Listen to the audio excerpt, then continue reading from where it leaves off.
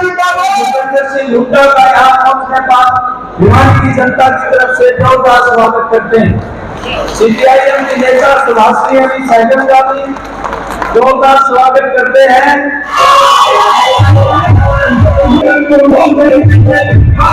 आज की इस सभा के अध्यक्ष संचालन करने वाले कॉमरेड इंद्रजीत जी, हमारे और आपके इस भिवानी के होने वाले विधायक कॉमरेड ओम प्रकाश जी और तमाम बहनों और भाइयों, आज मुझे बहुत गर्व का एहसास हो रहा है, बहुत खुशी भी हो रही है कि मैं आपके बीच में आई हूँ। वो त्योहार है भाजपा की सरकार की विदाई। बताइए कि इस त्योहार की तैयारी आप कर रहे हैं कि नहीं कर रहे हैं? हाथ उठा के बताइए। आपकी 8 तारीख को भाजपा की विदाई होगी हरियाणा से कि नहीं होगी? हाथ उठा के बताइए। देखिए, ये विदाई सिर्फ हरियाणा के लिए जरूरी नहीं है, ये विदाई पूरे भारत की जनता और भाजपा की नीतियों के खिलाफ लड़ने वाले लोगों की जीत होगी। आज मुझे बहुत शर्म के साथ कहना पड़ रहा है कि हरियाणा की जो सरकार है, भाजपा की सरकार, वो हरियाणा में अपनी पुलिस, अपने गुंडों और अपनी ताकत का इस्तेमाल कर रही है कि जो भी हमारे लोग दिल्ली जाकर के सरकार का विरोध करना चाहते हैं, उनके नीतियों का विरोध करना चाहते हैं, उनका रास्ता रोकने का काम हरियाणा की सरकार, भाजपा की सरकार करती है। हमने देखा कि किसानों के रास्ते में उन्होंने कील गाड़ने का काम किया और हमारे बहादुर किसानों के ऊपर गोली भी चलाई। और अभी कल के दिन यही सरकार जो बलात्कारियों की मदद करती है, जो बलात्कारियों को संरक्षण देती है, इस सरकार ने जो 125 लोग बेचारे पैदल आ रहे थे लद्दाख से दिल्ली में अपनी बात को कहने के लिए, रात में उनको पकड़ करके उनको भी थानों में बंद करने का काम इस हरियाणा की जालिम सरकार ने किया है। इसका बदला आप लोग सब 5 तारीख को लोगे कि नहीं लोगे, ये जवाब मुझे दीजिए। इस जुल्म का बदला किसानों के साथ जुल्म, जनता के साथ जुल्म, महिलाओं का अपमान, नौजवानों की बेरोजगारी, इसका सबका बदला आप 5 तारीख को अपना वोट डाल के वोट ही नहीं दोगे। भाजपा की सरकार की विदाई इस हरियाणा से कराओगे कि नहीं कराओगे? हाथ उठा करके जरा मुझे बताइए कि इस काम को करने के लिए आप तैयार हैं। आज मैं आपके बीच में आई हूँ 2 अक्टूबर के दिन। ये 2 अक्टूबर का दिन महात्मा गांधी के जन्मदिन का दिन है, लेकिन हमको आपको इस बात की शर्म आती है, इस बात का दुख होता है कि गांधी जी के हत्यारे दिल्ली की गद्दी पर बैठे हैं, हरियाणा की गद्दी पर बैठे हैं, उत्तर प्रदेश की गद्दी पर बैठे हैं। इनको गद्दियों से हटा करके हमको एक बार फिर महात्मा गांधी के जो सिद्धांत थे, उनकी जो सोच थी, उसको फिर से महत्व अपने देश के अंदर देना है। आज का दिन लाल बहादुर शास्त्री जी का जन्मदिन है। उनका नारा क्या था? जय जवान जय किसान। देखिए, इस भारतीय जनता पार्टी की सरकार ने जवानों का भविष्य अंधकारमय कर दिया है, किसानों का भविष्य अंधकारमय कर दिया है। इसलिए जय जवान और जय किसान का नारा एक बार फिर इस देश में लगाने के लिए 5 तारीख को अपने वोट का इस्तेमाल कीजिए और भारतीय जनता पार्टी की सरकार को यहाँ से भगा करके हमेशा के लिए हटा दीजिए। ये काम आपको करना है। भाई और बहनों, मैं उत्तर प्रदेश की रहने वाली हूँ। मैं उत्तर प्रदेश से आपके बीच में कुछ बातें बताने के लिए आई हूँ। आज आप 10 साल से इस भाजपा की सरकार को बर्दाश्त कर रहे हो। हम भी 7-8 साल से बर्दाश्त कर रहे हैं, लेकिन एक काम हरियाणा की जनता और उत्तर प्रदेश की जनता ने मिलकर के लोकसभा के चुनाव में किया। लोकसभा के चुनाव में अभी जो लोकसभा का चुनाव समाप्त हुआ है, उसमें उत्तर प्रदेश की जनता ने और हरियाणा की जनता ने भारतीय जनता पार्टी का वोट कम करके, उनकी सीटें कम करके संसद के अंदर भारतीय जनता पार्टी की बहुमत को समाप्त कर दिया और आज वो अल्पमत की सरकार बन गई है। ये काम हम लोगों ने और आप लोगों ने मिलकर के किया है। आने वाले दिनों में इस अल्पमत की सरकार से भी हमको छुटकारा पाना है, कि हमको आपको तय करना है। आज मैं आपके सामने कुछ बातें रखना चाहती हूँ। हमने आके, हमारी जनता ने आके 2024 के चुनाव में इनको वोट न देकर के इनकी सीटें क्यों कम की? पहला कारण यह था, बहुत महत्वपूर्ण कारण है, जरा सा आप लोग ध्यान से सुनिए मेरी बात को। चुनाव से पहले भाजपा का नारा था, अब की बार 400 पार। जब उन्होंने ये नारा लगाया तो हम लोगों ने ये जनता से कहा, भैया ये 400 पार क्यों चाह रहे हैं, ये काहे 400 पार जाना चाह रहे हैं? और हम लोगों ने कहा जनता के बीच में कि ये 400 पार हमारा संविधान खत्म करने के लिए जाना चाहते हैं। ये 400 पार हमारे देश का वो आईन है जो डॉक्टर बाबा साहब अम्बेडकर का बनाया हुआ समानता के आधारित संविधान है। समानता इनको पसंद नहीं, समानता से इनको परहेज है, इसलिए वो इस संविधान को समाप्त करना चाहते हैं, इस संविधान को खत्म करना चाहते हैं। और उसका नतीजा हुआ, मैं कहना चाहती हूँ, इसका नतीजा हुआ तो हमारे समाज के सबसे ज्यादा दबे कुचले और पिसे हुए लोग हैं, जो सबसे ज्यादा गरीब लोग हैं, जिनको हम दलित कहते हैं, उन्होंने बड़ी संख्या में खड़े होकर के कहा कि डॉक्टर अम्बेडकर के संविधान की रक्षा हम करेंगे और संविधान को समाप्त करने वाले लोगों को हम गद्दी से हटाएंगे। और उसका नतीजा ये हुआ कि 400 पार की बात को छोड़ दीजिए, 400 पार नहीं, जनता ने उनको दिखा दिया ठेका और कहा 400 पार नहीं, अब तुम्हारा बहुमत भी हम खत्म करेंगे और आने वाले चुनाव में हम तुम्हारी गद्दी भी खाली करवाएंगे। इस रास्ते पर भारत की जनता चल पड़ी है और उसके पीछे कारण क्या है? पहला कारण ये जो मैंने अभी आपके सामने रखा कि ये हमारे संविधान को समाप्त करना चाहते हैं। ये हमारे संविधान को समाप्त करके हमारे देश में समानता को खत्म करना चाहते हैं। अमीरी और गरीबी के बीच की खाई और ज्यादा बढ़ाना चाहते हैं। सामाजिक अन्याय, छुआछूत, जात पात, इन सारी चीजों को बढ़ावा देना चाहते हैं और इसका जवाब जनता ने पिछले चुनाव में दिया।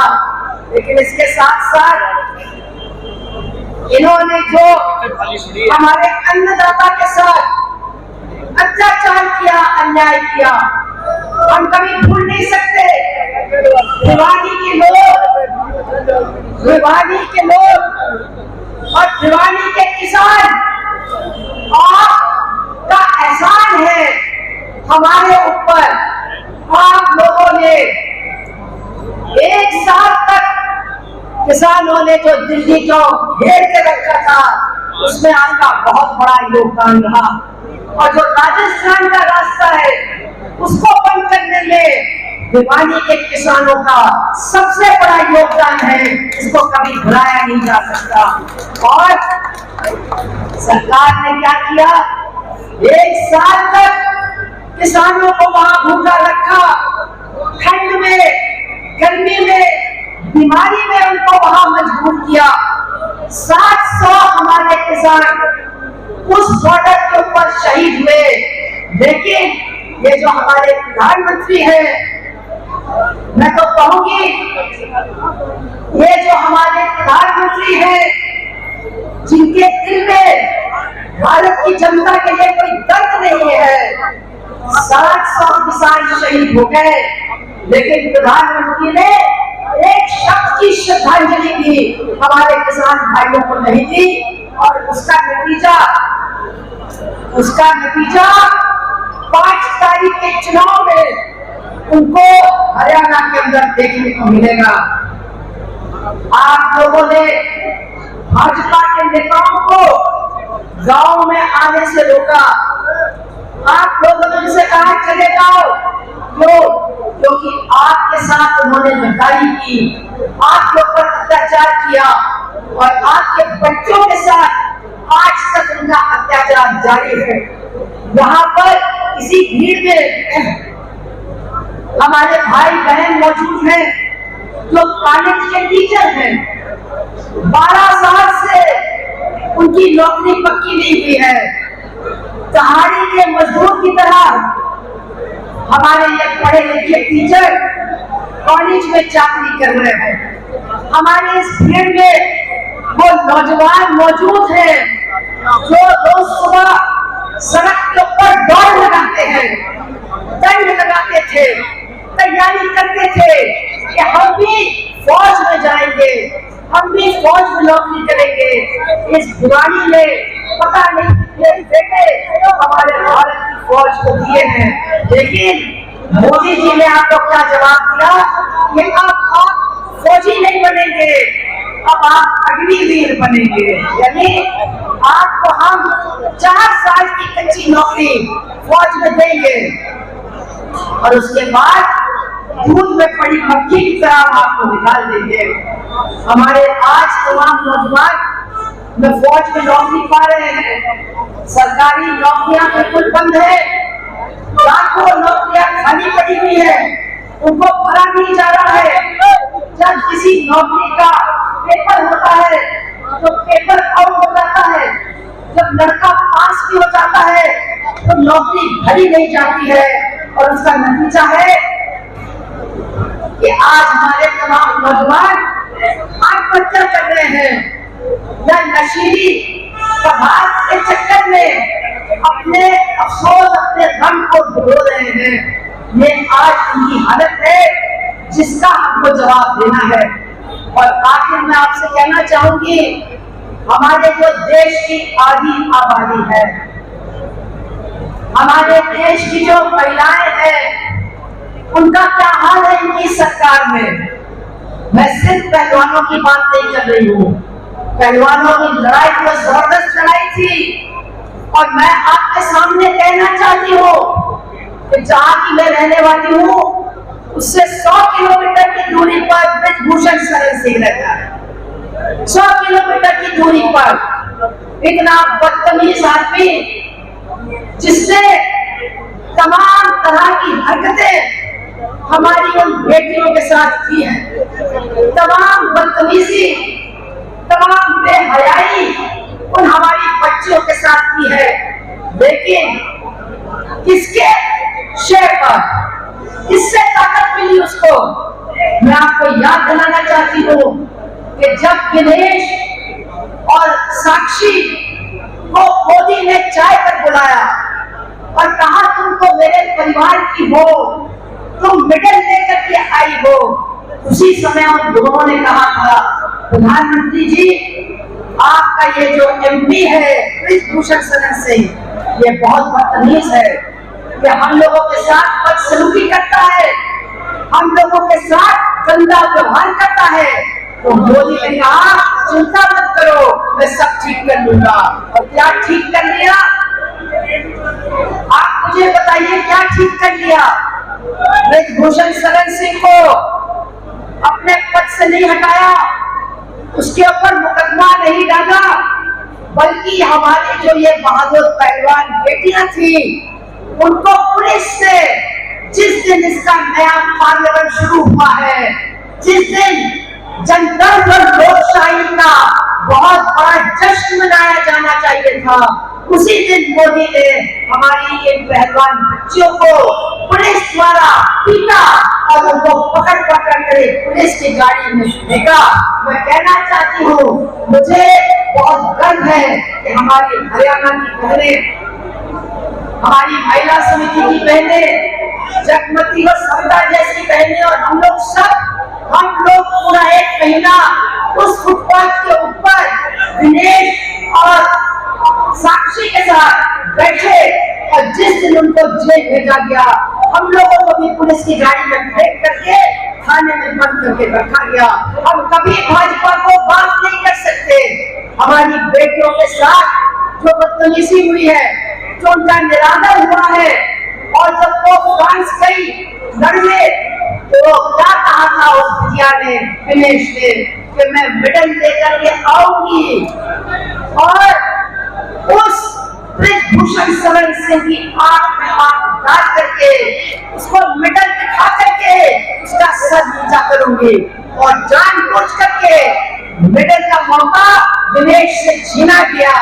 और ये जो करना चाहती थी वो नहीं कर पाई, लेकिन वो आज चुनाव लड़ रही है, कल चुनाव जीतेगी और विधायक बन करके वो जाएगी उस शरण सिंह के सामने, आंख में आंख डाल करके उसको नीचा दिखाएगी, और इसमें आपका बहुत बड़ा योगदान रहेगा। कैसी रही एक खटारा की सरकार थी, यहाँ खटारा की सरकार में एक मंत्री था संदीप सिंह, जिसने एक महिला कोच के साथ बदतमीजी की थी, उसको उसने मंत्री पद से नहीं हटाया।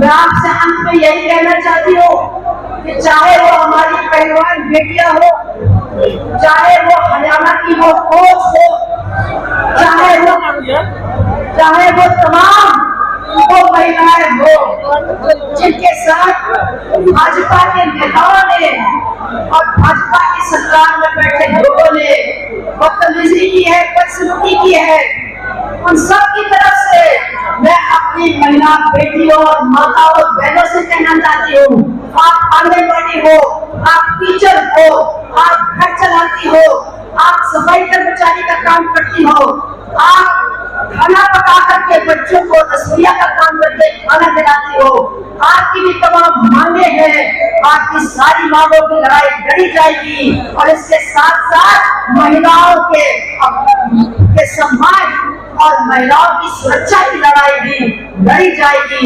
इसके लिए हमको एक ही काम करना है, 5 तारीख को जल्दी उठ करके जाइए, अपना वोट डालिए, लाकड़ी हथौड़े तारे का निशान है, उसका बटन दबा करके 2 नंबर के बटन को 1 नंबर बनाइए, और कांग्रेस और प्रकाश को अपनी लड़ाई लड़ने के लिए विधानसभा के अंदर भेजिए।